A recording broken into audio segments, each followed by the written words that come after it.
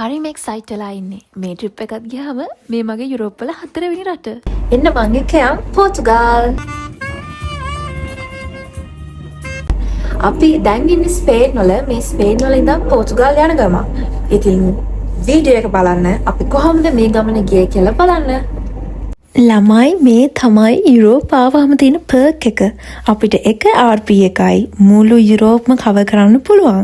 අද පෙබරවාරි 3 රෑ 8:00ට මේ මහරෑ කොහෙද යන්නේ? මං කිව්වා වගේ පෝර්තුගල් වලට යන්න තමයි මේ ලක ලැහැස්තිය. මේ විදි ලෑස්තිලා ඉවරයි ඇත්තම කිව්වොත්. හරි ඉතින් වීඩියෝ එක ඉතුරු ටික බලන්න කලින් දුවලා ගිහිල්ලා මගේ channel එක subscribe කරලා එන්නකෝ. හරි එහෙනම් දැන් ගමන පටන් ගමු. අපි බස් එක ගන්න ඕනේ 9:00ට. ඉතින් පොඩ්ඩක් කලින් එළියට බහැලා මේ යන ගමන්. මායි මගේ එරස්මස් යාළුවා එකතු වෙලා තමයි මේ ගමන යන්නේ. බස් එකට නැගලා ඉන්නේ විනාඩි 20ක් විතර වෙලා තියෙනවා. ඊට පස්සේ මෙට්‍රෝ එකේ. මගේ බෑග් එක තියෙන නිසා මම බෑග් එක උඩ මෙහෙම සීට් එක පොඩි කඩන සීට් එක තියලා බෑග් එක ළඟ තියාගත්තා. නැත්තම් මේ බස් එක හෙල්ලෙන පාට බෑග් එකේ ගිහිල්ලා වැදුණා එක තැන් වලට වතයක්. සුපිරි නිදාගෙන ඉන්න තමයි ඉස්සරහට තියෙන්නේ. මෙට්‍රෝ ස්ටේෂන් එකට ආවා. දැන් ඉතින් මෙට්‍රෝ එක එනකම් අර හරියම වාඩිලා ඉන්නවා.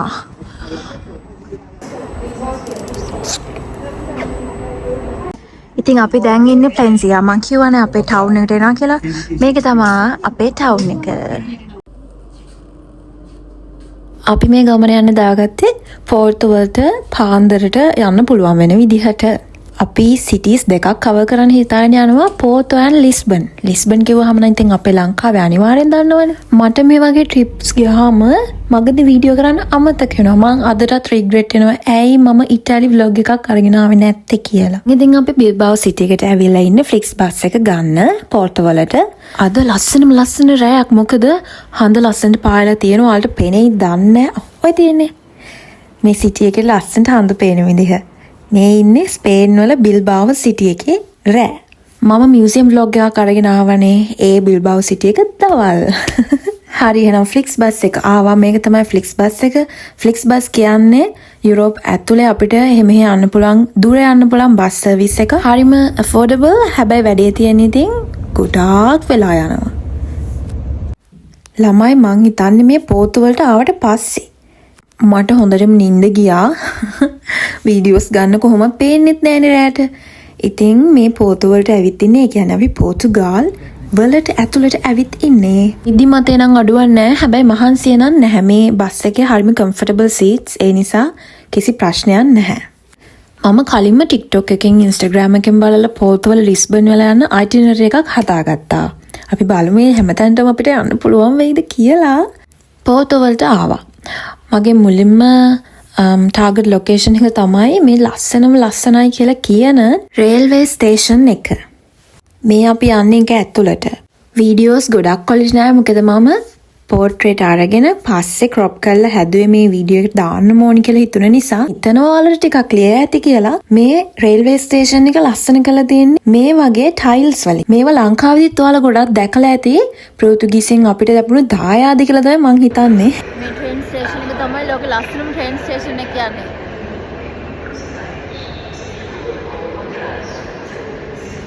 මේක රේල්වේ ස්ටේෂන් එකක් විතරක් නෙමෙයි. මේකට කියනවා ෆ්‍රී මියුසියම් එකක් කියලා. මොකද අතීතේ වෙච්ච දේවල් ලස්සනට කාව් කරලා තියෙනවා. ඒතකොට ටයිල්ස් වල ලස්සනට පේන්ට් කරලා තියෙනවා. ඉතින් අපිට ඒවා ගයිඩ් කෙනෙක් අරගෙන ඒ වගේ විස්තර අහගන්නත් පුළුවන් කැමති නම් මියුසියම් එකක වගේම. බලන්නක එහෙනම් 0.5 වීව් එක. මං හිතන්නේ මං ගොඩක් මාසෙන්නේ මේ ඩීටේල්ස් වලට. මෙතන ක්ලොක් එක වටේ තියෙන. අපි ට්‍රේන් එකක් මෙට්‍රෝ එකක් ගත්තේ නැතත් මෙතන ලස්සන බලන්න පුළුවන් ෆ්‍රී. අපි දැන් එළියට ඇවිල්ලා ඉන්නේ. ඉතින් මේ පෝර්තු වල සාමාන්‍ය සිටි වීව් එක. ඊළඟට මගේ අයිටිනරි එකේ දාගෙන තිබුණේ පෝර්තු වල කැතීඩ්‍රල් එකක් බලන්න යන්න. බලන්න පරණ මාලිගාවක් වගේ ලස්සනයි. මගේ තව එක ඩ්‍රීම් එකක් තියෙනවා. මට ආසයි ජර්මනි වල කාසල් එකක් තියෙනවා ගොඩාක් ප්‍රසිද්ධ ගොඩාක් ලස්සන. ඒකට ගොඩක් අය කියන CGI වගේලු. ඒ තරම් ලස්සනයිලු. ඒ කාසල් එකෙන් ගොඩාක් ඉන්ස්පයර් වෙලා මූවිස් එහෙමත් හදලා තියෙනවා. දවසක ඒ කාසල් එක බලන්න යන්න ඕනිමයි. මේකේ ගොඩක්ම ෆෝර්ට්‍රස් වයිබ් එකක් තියෙනවා. මෙතන ඉඳන් ඈත අනිත් පැත්ත බැලුවාම පෝර්තු මුළු සිටි එකම ලස්සනට පේනවා. ළඟ පාට එකෙන් ඔයාලට ඒක බලා ගන්න පුළුවන්. මෙන්න තියෙනවා. හැබැයි ළමයි මෙතන සීතල නම් කියලා නිම කරන්න බෑ. පුදුම සීතලක් දැනුනේ. මොකද ගොඩක්ම මෙතනට හොඳට හුළගෙන නිසා. අනිත් එක අපි ඉතින් ගියෙත් ජනවාරි පෙබරවාරි වලනේ. ඉතින් ගොඩාක් සීතලයි. ඊළඟට අපේ next destination එකට යන්න පාරේ පයින් ගියා. ඒතකොට මේ ලස්සන magnets තියෙන කඩ ගොඩාක් තියෙනවා. පිස්ස හැදුනා. ඉතින් මම ගොඩක් දේවල් ගත්තා. මම ඔයාලට වීඩියෝ එකක් අරගෙන එන්නම් කිව්වා වගේ magnets ගැන මට ඒක ඇත්තටම අමතකුණා. එතකොට මේ පෙන්නපු පෝර්තු ක්‍රූස් කියන වයින් එක හරිම ප්‍රසිද්ධයි. අපිට කියලා තියෙනවා අපේ සුපර්වයිසර් කෙනෙක් පෝර්තු ගිහිල්ලා වයින් බීලාවේ නැත්තම් වැඩක් නැහැ කියලා. ඒ නිසා ඉතින් මම පෝර්තු වයින් පොඩි බෝතල් දෙකක්ම අරගෙන ආවා. දැන් මම මේ පෙන්නන හැමදේම පොඩි ස්වෙනියර්ස්, එතකොට අමුතු ලස්සන අයිටම්ස්, මේ දේවල් ඉතින් ටුවරිස්ට්ලාට ගියාම අරගන්න පුළුවන් දේවල්. මමත් පොඩි දේවල් ටිකක් ගත්තා. මොකද මම යන හැම තැනම මොනවා හරි මතක හිටින දෙයක් ගන්න ඕනි නිසා.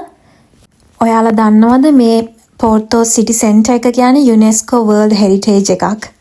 මෙතන පෝර්තෝ කියලා ගහලම තියෙන නිසා අපිට ඕනේ නා Instagram එකට දාන්න ලස්සන ෆොටෝස් ටිකක් ගන්න. ඉතින් අපි මෙතන නැවතිලා ඊළඟට ෆොටෝස් ගත්තා, වීඩියෝස් ගත්තා. ඊළඟට අපිට බලන්න ආස හිතුණා මෙහි තියෙන මාකට් එකක්. ඒ නිසා තමයි අපි මේකට ගියේ. මම දැකලා තියෙනවා TikTok වල ගොඩක් ටුවරිස්ට්ලාත් මේ මාකට් එක බලන්න එනවා. මොකද මේ මාකට් එකේ බඩු හරිම චීප්. මම දැනට දන්න විදිහට පෝර්තුගල් තමයි චීප්ම කන්ට්‍රි එක. ඒ කියන්නේ ගොඩක් බඩු හරිම ලාභ විදිහට ගන්න පුළුවන්. මගේ Erasmus journey එකේ මගේ second semester එක වෙලා තිබුණේ මුලින්ම පෝර්තෝ. ඒ වුණාට මම ඒක වෙනස් කරගත්තා බිල්බාෝ වලට. හැබැයි මට මෙහි ආවම හිතුණා මෙහි ඉන්නත් තිබුණා නම් හොඳයි නේද කියලා. ඊළඟට අපි ආවේ Chapel of Souls කියන මෙතනට. මෙතන ටයිල්ස් 16000කින් තමයි මේක හදලා තියෙන්නේ. මේ හැම ටයිල් එකකින්ම මොකක් හරි ස්ටෝරි එකක් කියවෙනවා. මේක තියෙන්නේ නම් ගොඩාක් බිසි ස්ට්‍රීට් එකක. ඒ වුණාට එහෙම කියලා නැහැ, හැමෝම මේක බලන්න එනවා. පෝර්තු බලන්න ගිහිල්ලා පස්තෙල් දෙනාත් එකක් කෑවේ නැත්නම් වැඩක් නැහැ. ඉතින් මම ඒක කෑවා මේ Chapel of Souls කියන බිල්ඩින් එකේ ඉස්සරහින් ඉඳගෙන. ඒකෙන් පස්සේ අපි ගියා බ්‍රිජ් එක පැත්තට. ඒ යනකොට පාර දෙපැත්තේ කඩවල් වල තියෙන ලස්සන දේවල් බල තමයි ගියේ මේ එහෙම එකක්. පෝර්තු කියන්නේ ඉතින් ටුවරිස්ටික් සිටි එකක් නිසා එක දේවල් තියෙනවා. මේ ස්ට්‍රීට් පර්ෆෝමර් කෙනෙක් අපි එතන ඉඳගෙන ඒකත් රසවින්දා. ඒකත් හරිම ලස්සනයි.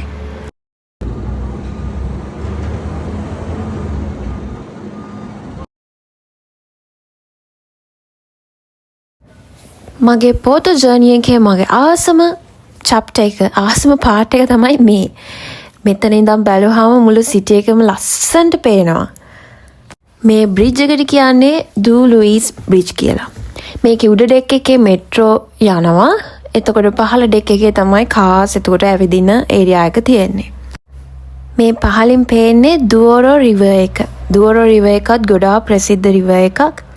හොඳම සන්සෙට් වීව්ස් බලන්න පුළුවන් මෙතන ඉඳන්. හැබැයි අපි යන දවසේ හොඳටම වහිනවා. ඉතින් ලොකුවට ලස්සනට සන්සෙට් වීව් එක පෙවුනේ නැති වුණාට ඒ දැකපු වීව් එකත් satisfying. ඊට පස්සේ අපිට ඕනි වුණා යූරෝ 7ක් දීලා උඩ ඉඳන් පහළට කේබල් කාර් එකේ යන්න. ඒකත් try කරන්න ආසයි තුන නිසා මෙන්න අපි යනවා. මේක ලස්සන view එක දැක්කට හොඳට වීඩියෝස් වලින් පෙන්වන්න බෑ. මොකද වහින නිසා ලොකුවට ලස්සනට පේන්නේ නැහැ. හැබැයි අපි S දෙකෙන් ලස්සනට ඒක රස වින්දා.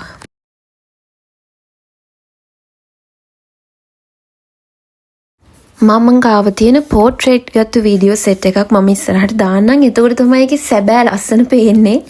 මොකද මම ඒවා ක්‍රොප් කරලා හැදුවොත් ටිකක් බ්ලර් වෙනවා. ඒ නිසා ක්වොලිටි එක ලෝ වෙනවා. ඒ නිසා මේ විදිහට බලන්න. ගොඩක් ලස්සනයි. ඔක්කොම වහලවල උඩින් වහලවල ටික ලස්සනට පේනවා. මේව දැක්කහම ලංකාවේ ගෙවල් තමයි මතක් වෙන්නේ.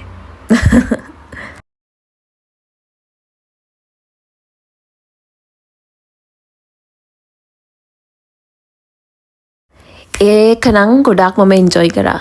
දැන් අපි ඉන්නේ තවත් ලස්සන තැනක දුර රිවර් එකේ බැංක් එකේ. අපි කියන්නේ බ්‍රිජ් එකෙන් පහළට දැන් ඇවිල්ලානේ ඉන්නේ. මෙතනත් හරිම ලස්සනයි. මේ දවස වැස්සත් එක්ක ටිකක් කොහොමද ඒක කියන්නේ? හරිම ලස්සන දවසක්. අවරස්නේ නැහැ. වැස්සට ගොඩාක්ම සීතලත් නැහැ. දැන් වින්ටර් එක ඉවර වෙගෙන යන කාලෙනේ.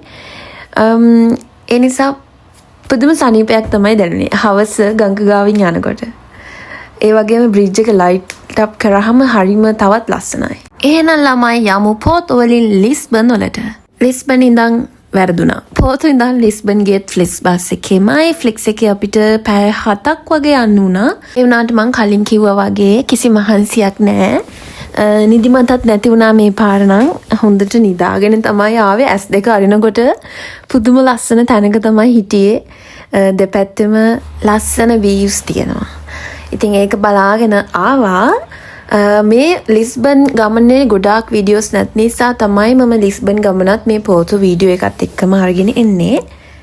අපි ගොඩක් වෙලාවට ෆ්ලික්ස් බස් ගමන රෑට දාගන්නේ.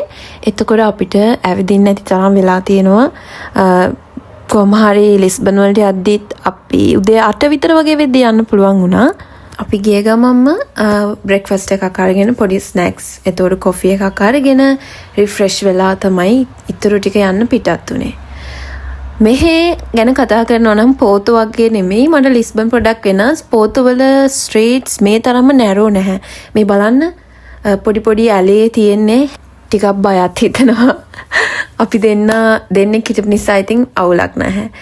ඒ වුණාට මෙහි තියෙන්නේ හරිම ඔයාලා බලලා ඇති නේද Call Me By Your Name කියන මූවි එක ඒක හදලා තියෙන්නේ නම් ඉතාලි වල. ඒ වුණාට ඒ වයිබ් එක එනවා මට මෙහි ආවහම.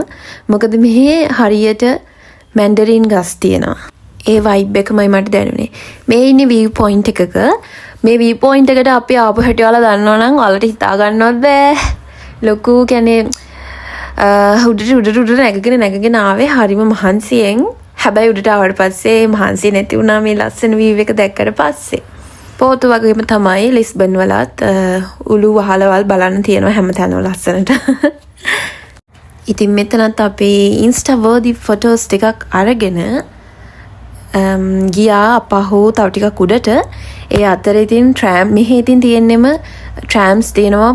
ඔයාලා දැකලත් ඇති ගොඩක් ප්‍රසිද්ධ ට්‍රෑම් එකක් තියෙනවා. ට්‍රෑම් 24, 28 මේ දෙක හරිම ප්‍රසිද්ධයි. එතකොට තව ඉතින් අපි මේ ටුක් ටුක්ස් දැකලා නතර වුණා. අපිට ඉතින් ෆැමිලිය එකක්නේ. ඒකේ වීඩියෝස් ටිකකුත් අරගෙන තව ටිකක් අපි සිටි වීව් එක බලන්න තව view point එකකට ගියා. ඒ තමයි මෙතන. අපි යනකොට මේ අංකල් ලස්සනට මේක ප්ලේ කරනවා. ඉතින් අපි ඒකත් අහගෙන ඉඳලා මේක නිකන් පොඩි ගාඩන් වයිබ් එකක් තියෙන්නේ. කාස්ටල් එකක ගාඩන් එකක් වගේ පොඩි Game of Thrones වයිබ් එකකුත් තියෙනවා. හැබැයි මෙහෙ නෙමෙයි Game of Thrones හදලා තියෙන්නේ. සෝ මේකේ වගේ එකක් නෙමෙයි. ඒ වුණාට ඒක එකපාර ඔළුවට ආවා. ඉතින් ට්‍රෑම්ස් හැමතැනම ට්‍රෑම්ස් මේ පැත්තට බැලුවා මේ පැත්තට බැලුවා ට්‍රෑම්ස්. අපි ට්‍රෑම් එකක හැබැයි ගියේ නැහැ. මොකද already ඒවා crowded. අපිට ඕන වුණා ලස්සන බලන්න ස්ට්‍රීට් වල ඇවිදගෙන ගිහිල්ලා. හැබැයි එක ට්‍රෑම් එකක් තියෙනවා ගොඩාක් ප්‍රසිද්ධ ට්‍රෑම් එකක්. ඒක නවත්තලා තියෙන්නේ අපිට ඒකින් ඉඳලා ෆොටෝස් ගන්න පුළුවන්. අපි ඒක හොයාගෙන ගියාට අපේ වෙලාවටම ඒක වහලා. ඉස්සරහට මම පෙන්නන්නම් එතන. ලස්සන ඉතින් ancient buildings තියෙනවා, cathedral තියෙනවා, churches තියෙනවා. ඔය ඔක්කොම බලාගෙන අපි ගියා. ඇත්තටම මගේ වීඩියෝස් ගොඩක් නැහැ මේකේ. මොකද අපි ගොඩක් තැන් වලට ගියාට මට පස්සේ වීඩියෝස් ගන්න එක ඇත්තටම අමතක වුණා. මෙතනත් ගොඩක් ප්‍රසිද්ධ තැනක්. මෙතනින් එහා පැත්තේ තමයි දැන් මම මේ පෙන්නන්නේ. මේ තියෙන්නේ ඒ බිල්ඩින් එකේ අනිත් පැත්ත. මෙතන හරියටම මුහුද ඉස්සරහා තමයි තියෙන්නේ. මුහුදට ෆේස් කරලා තමයි මේක තියෙන්නේ. මම මේකේ නම හරි මේකට කියන්නේ බෙලම් ටවර් කියලා. ඔය වගේ ගොඩාක් තැන් බලන්න ගියා. ඊළඟට අපි මේ යන්නේ ටිකක් වෙනස් තැනක් බලන්න. ඒ තමයි පින්ක් ස්ට්‍රීට්. පින්ක් ස්ට්‍රීට් කිව්වම ඔයාලට ඔළුවට එන්නේ මොකක්ද? හරි. බාලම් බලන්නකෝ පිංක් ස්ට්‍රීට් කිව්වහම ඔළුවට එන දේ තමයි ඇත්තට මෙතන තියෙන්නේ ස්ට්‍රීට් එකම පිංක්. එතකොට ලස්සන කුඩ දාලා තියෙනවා. මෙතන ගොඩක් ප්‍රසිද්ධයි ෆොටෝස් වීඩියෝස් මම ගොඩක් දැකලා දෙනවා TikTok එකේ. එහෙම ඒක දැකලා තමයි මට මෙතනට එන්න ඕනි උනේ. මේ තමයි මම අර කියපු ට්‍රෑම් එක නවත්තලා තියෙන්න ඕනි තැන. හැබැයි එතන අද ට්‍රෑම් එක නෑ. ට්‍රෑම් එක මෙන්න මෙතන ඇතුළට දාලා ලොක් කරලා තියෙනවා. අපිට ඒ chance එක මිස් වුණා නැත්නම් ලස්සන ෆොටෝ එකක් ගන්න තිබුණා ට්‍රෑම් එකේ නැගලා. ඊට පස්සේ අපි ගියා චර්ච් එකකට. මේ චර්ච් එක නම් ගොඩක් ප්‍රසිද්ධ එකක් නෙමෙයි. මම හිතන විදිහට ඒක නිකන් අර යාළගේ ගමේ චර්ච් එකක් වගේ. අපි අපෝ එන ගමන් දැකලා ආසාවට ගියා.